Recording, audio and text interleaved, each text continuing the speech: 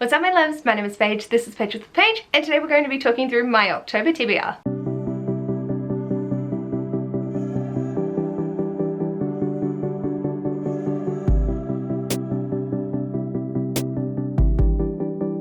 Hello my darlings, welcome to this video. Today we're going to be talking through the things that I'm thinking I might read in October.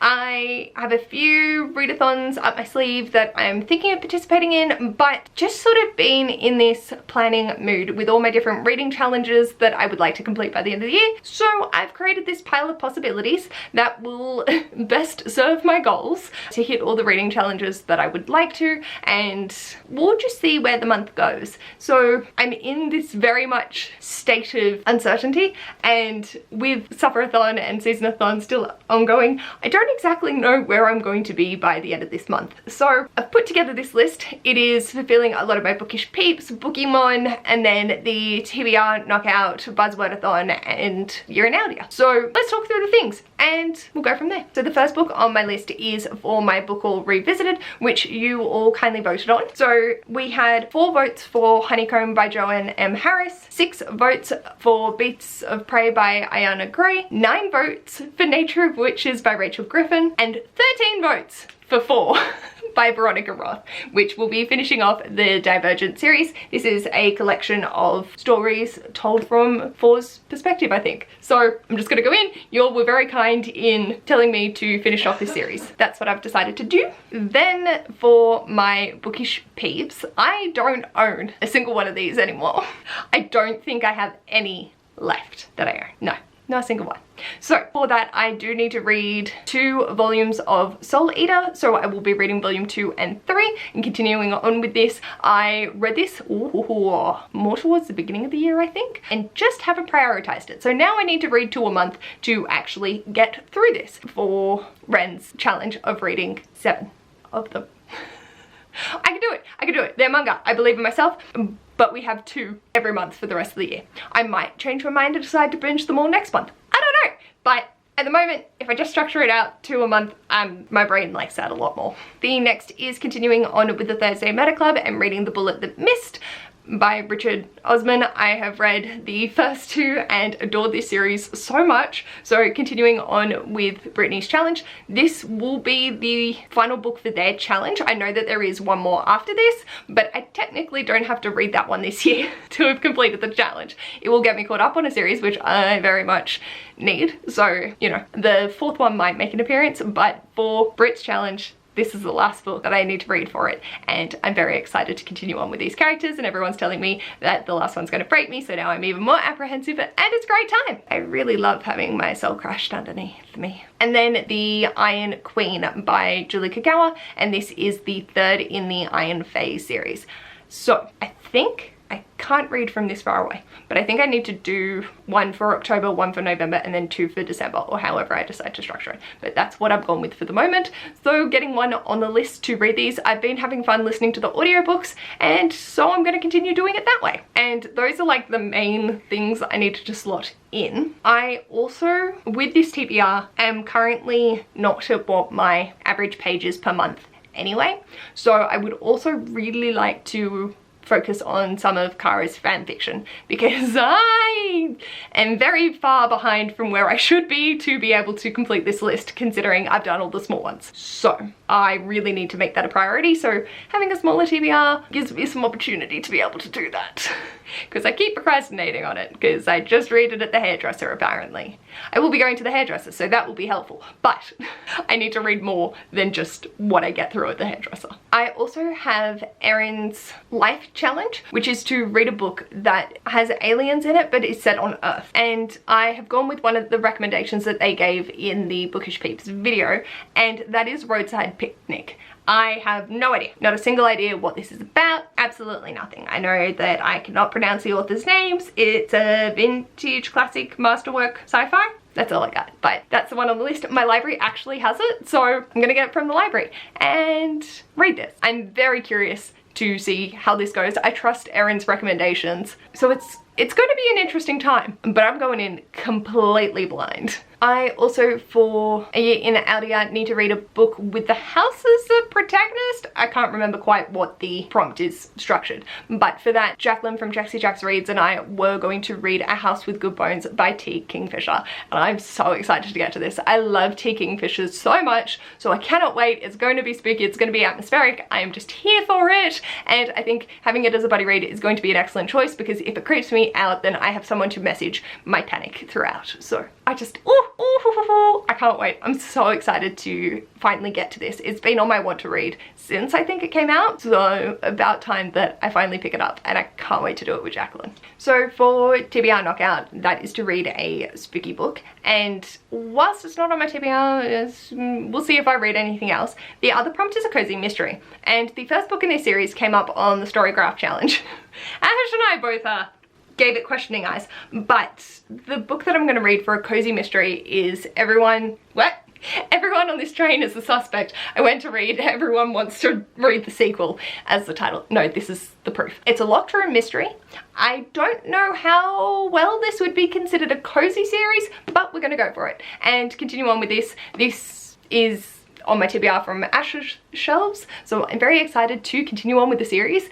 That is one thing that I struggle to do, is continue on with them in the year that I actually start them.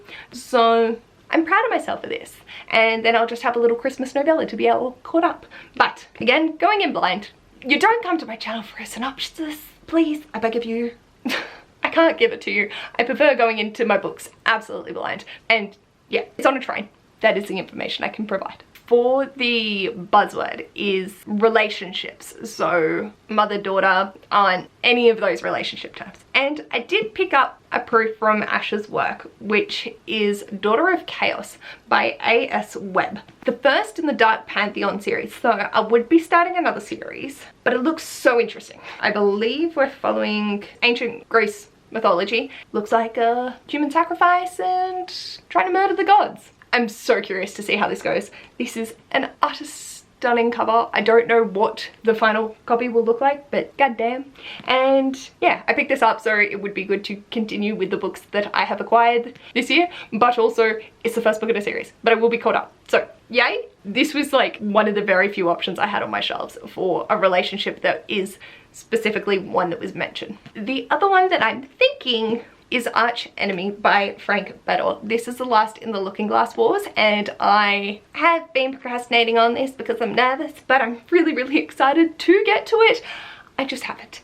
I have no idea where this is going to go. Steampunk, Alice in Wonderland inspired trilogy. We've gone far beyond the point of Alice in Wonderland at this point. I'm gonna count Enemy as a relationship between people, but if not, holler at me and I'll go for Daughter of Chaos. I need to get to both. So, yeah. I'm nervous. I'm very nervous, but I will be completing a series. There's a lot of positives for this. I'm nervous. And then 2 Pokemon prompts. I need to read The Spinner of Dreams by K.A. Reynolds. This was on my September TBR, but I have since pushed it. There is no way I'm going to be able to get to this with the rest of the things that I need to read for Sufferathon. And this is a seasonal prompt, but I have a tool that I can get one seasonal book after the time has passed, so I can get this whenever I want. But it is one of very few books that have the prompt that I needed of dream, sleep, or something in the title, so we might get to this.